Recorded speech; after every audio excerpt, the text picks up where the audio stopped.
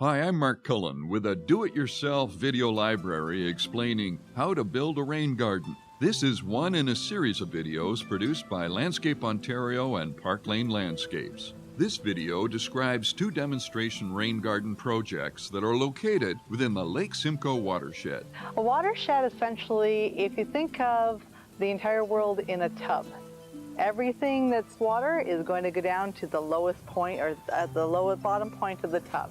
So watershed is just that. It's essentially all of the land and all the streams, rivers, creeks, everything around it, that wherever you're standing, all that rainwater comes down, hits your head, goes into the ground somehow, and then eventually finds that lowest point in the tub. Of course, Lake Simcoe is the bottom of the tub, so everything always runs down to it. So really, stormwater management is all about how are we going to get that water that eventually will make its way, all of it will make its way to Lake Simcoe.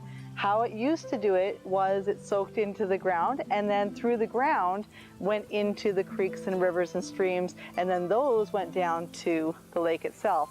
Well, now again with stormwater, when you have cities and pavement, all of that water now is concentrated into pipes, and then it outlets into various ways. It still gets to the lake, but how it gets there is on the surface as opposed to going down into the ground and then slowly going through the ground, being cleaned on its way to the lake. Pine Beach in Keswick is an example of a larger scale rain garden capturing water from adjacent streets and purifying the water before it enters Lake Simcoe. So this whole park was actually just nasty, nasty grass and sopping wet. Horrible shoreline, totally messed in terms of algae and weed. You wouldn't want to go in the water, and it was just plain grass, and there was nothing to do here. You can't put a grassy swale in because it's too wet, so there's no real low-impact development that you could put in this property that exists today.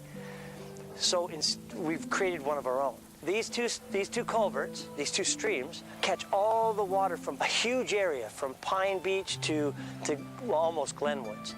And all that area comes through this beach right here. And no longer does this community pollute that lake. Now, by doing this community, being heroes they are, filtrate this water, clean this water, and cool this water. My contribution was to work with Anna back and forth to figure out what would be the best substrate, what's underneath the ground. I believe that larger stones on the bottom wrapped in textile cloth, and then on top the pea gravel, would be the best filtration. And because of the amount of water, we had to make it deep enough and thick enough. The first 15 minutes, half an hour of rain is where the phosphorus is, because it's the first stuff to strip the lawn, and it's all going to be under the stone. Anything past that first half hour, it's going to be surface water, and it's going to be clean. It's not stagnant because it's moving. You can't see it move because it's not moving this way, it's moving this way.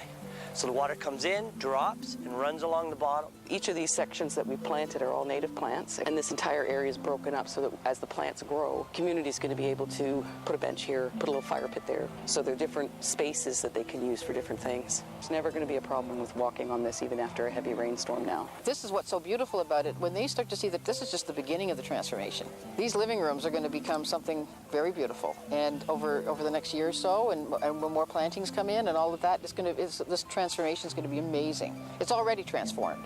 De La Salle Park in Sutton is a smaller rain garden capturing an enormous amount of rainwater off the roof of a community center. The water is directed down into a funky downspout to a rain garden. This project shows a rain garden can become a focal piece, adding in fun and dynamic artwork.